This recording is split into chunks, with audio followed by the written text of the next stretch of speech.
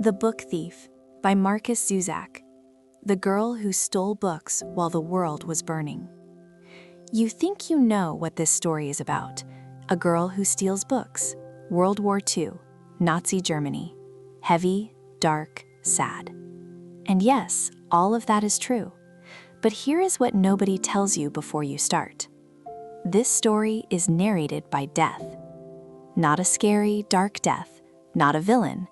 Death as a tired, overworked being who has seen so much suffering that he now collects small human stories just to remind himself that all of it is worth something. He is watching a girl. He has been watching her since the day he came for her little brother on a cold train, and he cannot look away. He says something at the very beginning that changes the whole way you listen to everything that follows. He says, "I am haunted by humans." Not the other way around. Not humans haunted by death. Death haunted by us. That single sentence is the key to this entire book. And by the time we reach the end together, you will understand exactly what he means. This is the story of Liesel Meminger, a girl who has lost everything and found something impossible inside the ruins. A girl who discovers that words, just words on a page, can be the most powerful and the most dangerous things in the world. Let us begin. Part 1. The Girl on the Train. It is January 1939. Germany. A 9-year-old girl named Liesel Meminger is on a train with her mother and her little brother Werner. They are being sent away. Their mother cannot keep them anymore.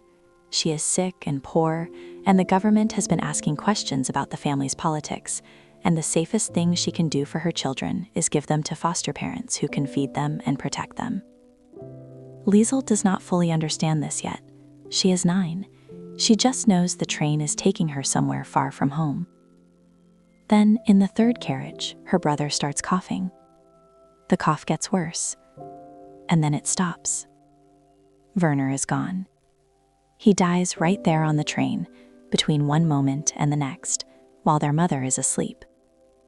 Liesel wakes up and sees his blue eyes fixed on the floor, seeing nothing. Death is in that carriage. He is not supposed to linger. He has too much work to do, too many souls to collect. But something about this girl keeps him there. Something about the way she looks, frozen and shaking, catches his attention. He watches her the way you watch something you cannot explain. The train has to stop. The body has to be buried. Liesel and her mother stand in the snow over a small grave in a nameless town, watched by 2 gravediggers and a priest.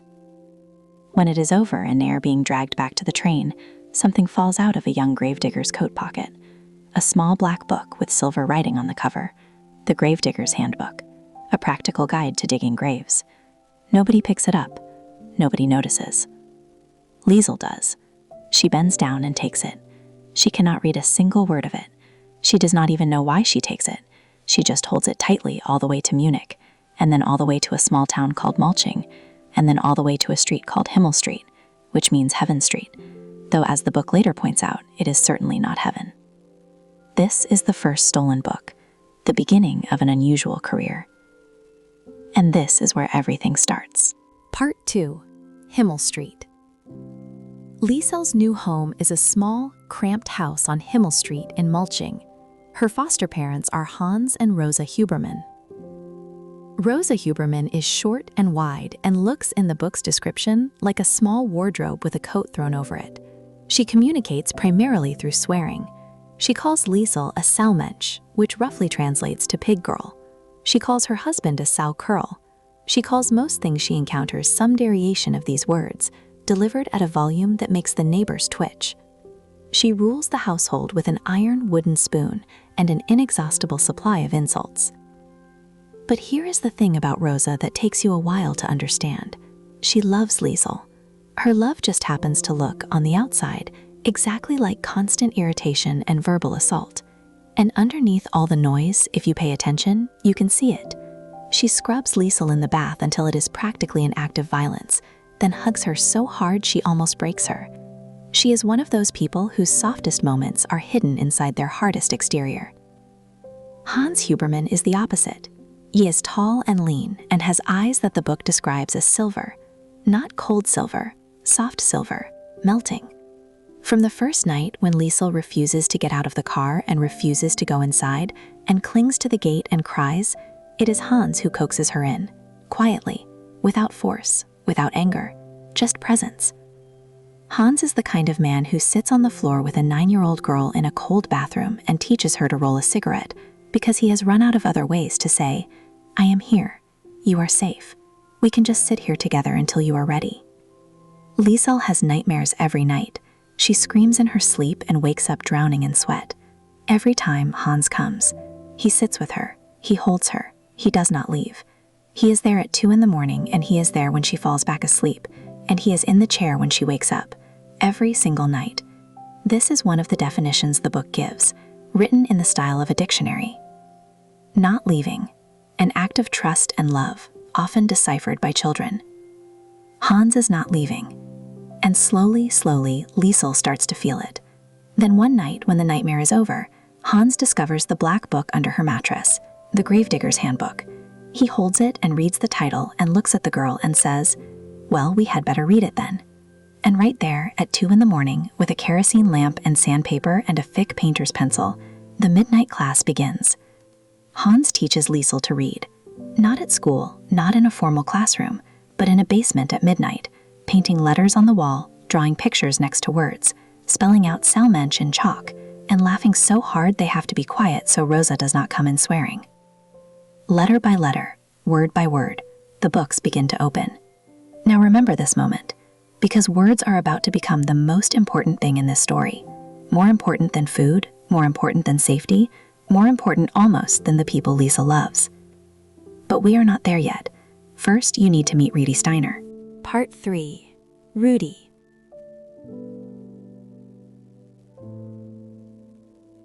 Rudi Steiner is the boy next door. He is 8 months older than Liesel, with lemon yellow hair, sharp teeth, gangly blue eyes, and what the book calls bony legs. He is permanently hungry because there are 6 children in the Steiner family, and the war is making food hard to come by. Rudi is the kind of boy who is entirely unafraid of anything. Not because he has no fear, but because he has decided, at whatever age he became himself, that fear is not going to stop him from doing the things he wants to do. The first thing he ever does to Liesel is hit her in the face with a muddy snowball, then run away laughing. She calls him a sow carol. He considers this a promising start. He has already become famous on Himmel Street for an event known as the Jesse Owens incident. Jesse Owens was the Black American athlete who won 4 gold medals at the 1936 Olympics in Berlin, right under Hitler's nose. Rudi, aged perhaps 10, was so inspired by this that he went to the local running track in the middle of the night, covered himself completely in charcoal until he was black, and then ran the 100 meters commentating on himself as Jesse Owens, while an imaginary crowd cheered. His father found him. It was not a comfortable conversation. But this is who Rudi is, a boy who paints himself black in Nazi Germany to honor a black man, because he thinks Jesse Owens is the most incredible human being alive, and he does not care what the rules say about that. He is funny and loyal and infuriating, and the kind of person who will run back for you when you are caught on a wire fence with a farmer chasing you with an axe. He is also, from the very beginning, in love with Liesel Meminger. He tells her frequently. She refuses, repeatedly and with great force, to kiss him. He says, "One day, Liesel, you will be desperate to kiss me." She vows this will never happen. This is the tension that runs through the whole middle of the book like a wire. And I am telling you now so that you are watching for it, because when the end comes, that wire is going to matter more than almost anything. Rudi is Liesel's best friend, her partner in crime, her running companion, and her anchor on Himmel Street. But there is someone else coming. Someone who will change everything in the Huberman house. Someone who will arrive in the middle of the night with a key and 2 questions and a copy of Hitler's book. Part 4. The Book Burnings. Before we get to that person, we need to understand what is happening in Germany while Liesel is learning to read. Books are being burned. The Nazi government has decided that certain books are dangerous. Books by Jewish authors, books with communist ideas, books that challenge the official story of what Germany is and who Germans are. They have decided these books should not exist. So on Hitler's birthday, April 20th, they pile these books in the town square and set them on fire while everyone cheers. Liesel stands in the crowd at this fire. She is 11 years old. She watches the flames. She hears the word communist come from the speaker's mouth, and something shifts inside her. Communist. That word has followed her whole life. Her father was labeled a communist. He disappeared because of it. Her mother was taken because of it. Her brother died poor and sick on a train, partly because of it. The fire makes her angry, not just sad, furious. And when the crowd starts to leave and the cleanup men are shoveling ash, she sees something slide out from the bottom of the pile. 3 books that the fire did not fully reach, wet and damaged, but surviving. She reaches in, she grabs one. She does it fast, her hand burns. The book is hot against her chest as she walks away, smoking through her collar, cooking her ribs. She stole a book from the fire while the Nazi party was watching. This is the second stolen book. But here is the part that matters. Someone in the crowd saw her. A woman standing by the town hall in a bathrobe with fluffy hair and a face full of distance. The mayor's wife, Ilse Hermann. Liesel does not know this yet. She walks away convinced she got away with it. She did not. And remember this woman, because she is going to give Liesel something that almost no other character in this story gives her. A room full of books. Part 5. The Library. Liesel walks through Molching delivering washing and ironing for Rosa because the family needs every penny she can earn. One of her customers is Ilse Hermann, the mayor's wife. The woman never speaks. She answers the door in her bathrobe, takes the washing, hands over the money, closes the door. Every time. Until one day she does not close the door. Instead, she steps aside and motions for Liesel to come in. She leads her down a corridor and stops at a chestnut-colored door. She opens it. Liesel says, "Jesus, Mary!" The room is full of books, floor to ceiling, every wall covered, hundreds and hundreds of them in every size and color, spines running together, an entire world made of words. Liesel starts to laugh. She cannot help it. She runs her fingers along the shelves, and the sound of her fingernails on the spines is like music, like running feet, like something she does not have a word for yet. The mayor's wife watches her, and for the first time since Liesel has been coming to this house, the woman looks almost alive. Liesel is allowed to come back, again and again. She sits in the cold library and reads, while Ilse Hermann sits silently nearby, watching and not watching, present in that way that very sad people sometimes are. Here is what we slowly learn about Ilse Hermann. She had a son. His name was Johann. He died in the First World War. And since then, she has been wearing grief like a bathrobe, sitting in a cold house, not lighting the fire, not eating properly, letting herself dissolve. The books belong to the son who died. The library is a monument to someone she lost. And this girl, this strange, determined, angry girl who steals books and traces the shelves with her fingers and laughs when she reads, somehow brings a small piece of warmth back into that room. Liesel eventually steals a book from the library too. She feels terrible about it. She also goes back and tells the woman she took it. The woman's response is to leave the window open so Liesel can reach through and take more anytime she wants. Now, Keep this library in your mind. Keep Ilse Hermann in your mind, because near the end of this story, she is going to do something that might save Liesel's life. But first, the person who arrived at number 33 Himmel Street with a key. Part 6. Max. His name is Max Vandenberg. He is 24 years old. He is Jewish. Here is his story. Hans Huberman fought in the First World War. His entire platoon was killed in battle one morning, except for him. He was alive because his friend Erich Vandenberg had put his name forward to write letters for a sergeant, keeping him back from the fighting. Hans survived. Erich did not. Hans tracked down Erich's family afterward and told Erich's wife, "Your husband saved my life. If there is anything you ever need, find me." He left his address. 20 years pass. Hitler rises. Jews are being stripped of their rights, losing their businesses, their homes, their safety.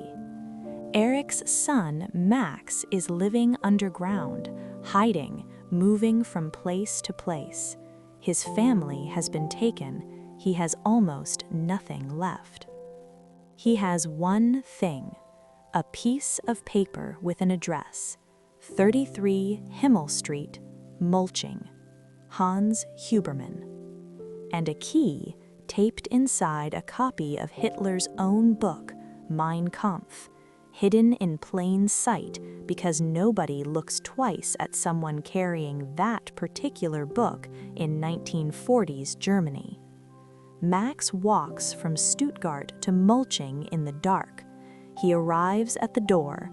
He knocks. Hans answers. Max asks 2 questions. "Are you Hans Huberman? Do you still play the accordion?" And Hans says yes and opens the door and brings him in. And that is how a Jewish man comes to live in the basement of a house on Heaven Street, while the Nazi Party holds power over all of Germany. Max sleeps in the basement. He is fed in secret. He is kept hidden from the neighbors, from the party officials who check the houses, from everyone. If they are discovered, the whole family will be taken away. They know this. They do it anyway. And here is what develops between Max and Liesel that nobody expected. A friendship, a real one, forged in the basement, in the dark, in the quiet hours while the world above is loud and dangerous.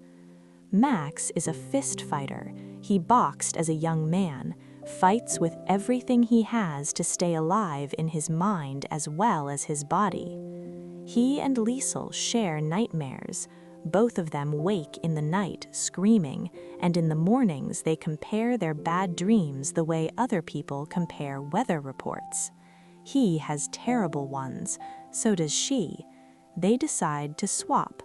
On nights when the nightmares are very bad, they sit together in the dark and tell each other what they saw.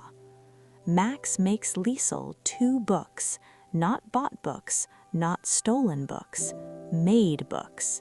He takes the pages of Mein Kampf, paints over them with white paint, and writes new stories on top. On top of Hitler's words, he writes stories for Liesel.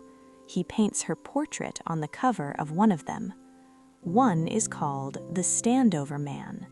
It is about Max as a child, with different people standing over him at different points in his life. Some are dangerous, some are kind. The last person who stands over him is Liesel. She is described as the best standover man he ever had, because she did not stand over him with threat or authority. She stood over him with kindness. It is one of the most beautiful things in the book. Now we need to talk about the war getting worse, because it is about to. Part 7.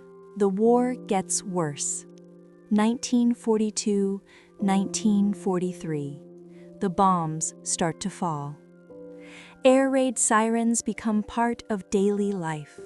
The people of Molching file down to shelters, waiting in the dark while planes cross overhead and drop destruction. In the shelter, Liesel reads aloud to calm the other people.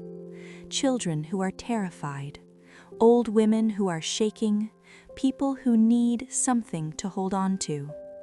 She reads, and in reading, she gives them something. A place to go inside their heads that is not the underground dark and the sound of explosions overhead. Words doing what Max said they could do. Words as shelter. At home, Max must go deeper.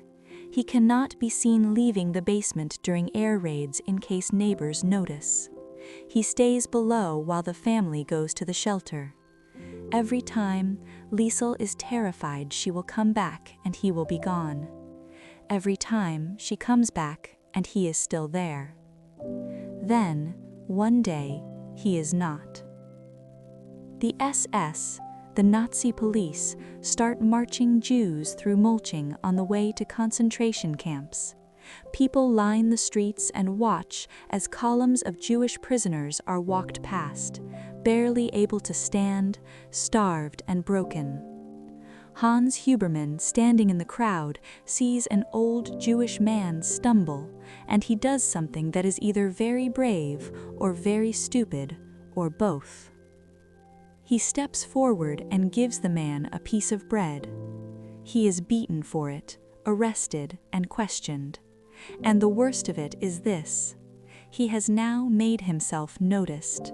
He has put the whole family at risk, including Max. That night, Max understands what has happened. He knows he has to leave. He cannot let Hans pay for his own safety with the lives of people who have already risked everything. He leaves before dawn. He says goodbye to Liesel. He gives her something to keep, and he walks out into the war that is hunting him. Liesel does not know where he goes. She does not know if he is alive or dead. She spends the rest of the story not knowing. And then, things in Molching get worse. Hans is sent to the war.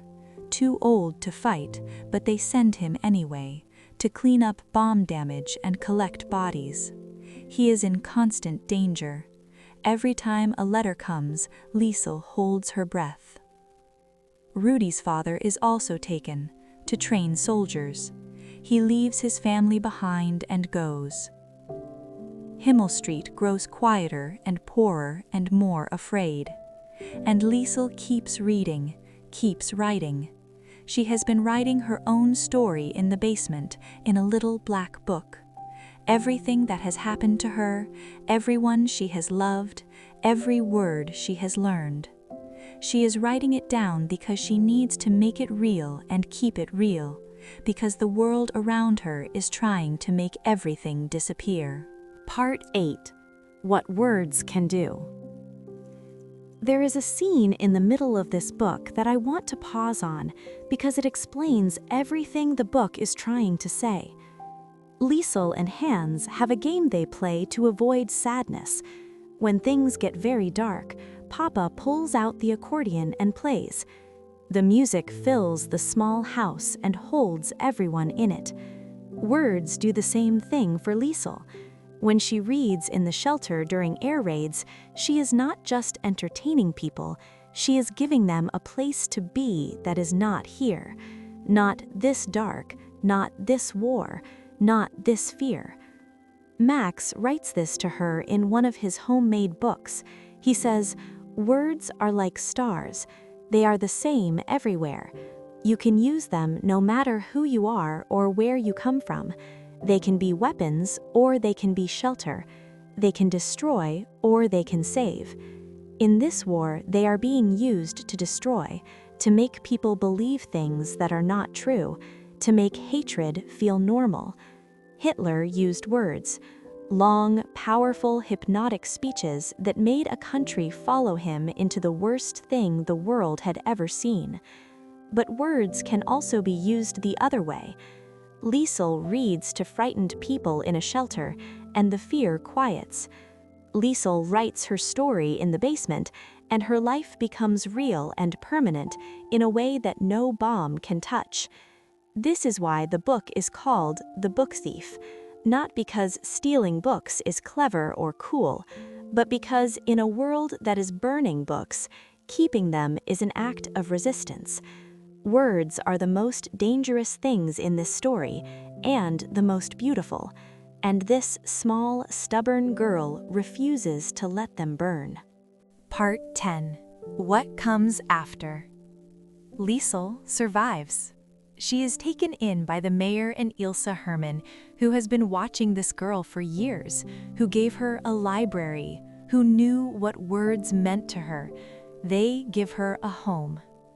The war ends. Time passes the way time does. And one day, on a street, Liesel sees a figure she recognizes. Thin, walking slowly, still alive. Max. He survived. Not easily, not without enormous cost, but he survived the camps, survived the war, survived all of it. And now he is here, standing in front of her.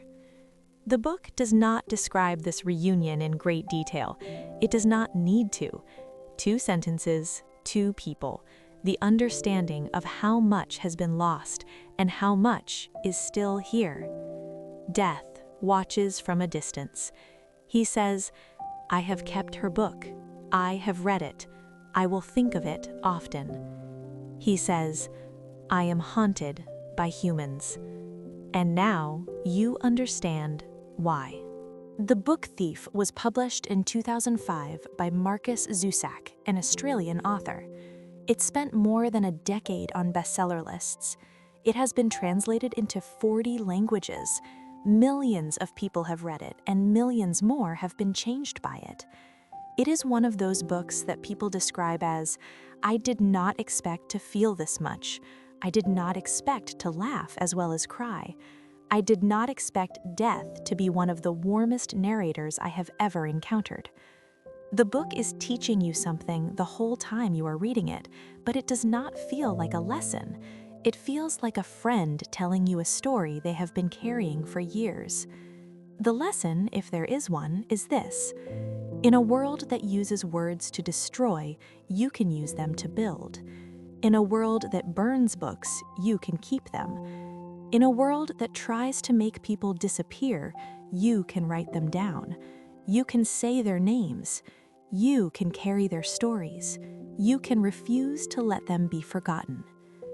Liesel Meminger was nobody, a skinny, poor, barely literate girl on a forgotten street in a country that was doing terrible things. She stole 14 books in her life, and she wrote 1. But she changed one man named Hans, who taught her to read. She changed one woman named Rosa, who showed her that love does not always look like love. She changed one boy named Rudy, who chased her his whole childhood and died still reaching for her. She changed one man named Max, who was living in a basement and needed someone to swap nightmares with. She changed one woman named Ilse, who had been disappearing in grief for 20 years and needed someone to come in and run their fingers along the bookshelves and laugh. She changed death. He said so himself. That is The Book Thief. I will see you in the next one.